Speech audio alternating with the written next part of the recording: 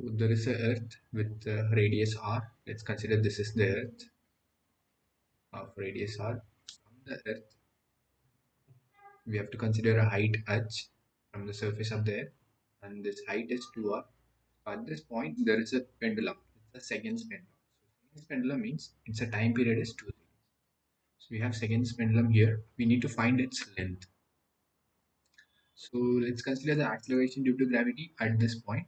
That is h distance from the surface of the Earth is g dash, and at the surface of the Earth is g.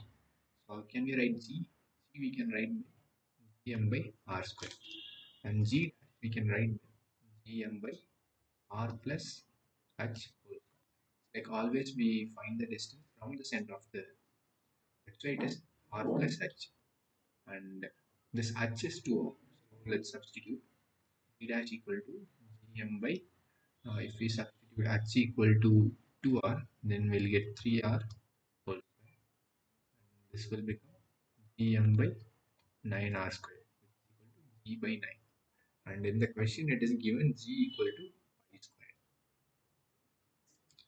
And we need to find the length of the pendulum. So first, let's write the expression for time period of a pendulum, which is t equal to 2 pi root of L by g.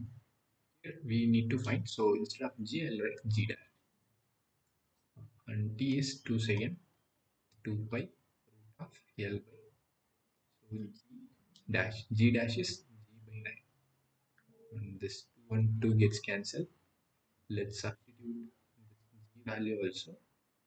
So here we'll get 1 equal to 9L by pi square. Let's square both the sides. We'll get 1 equal to pi square 9L by pi square. Pi square bracket will get cancelled. We'll get L equal to 1 by 9 meters. So second option is the correct answer.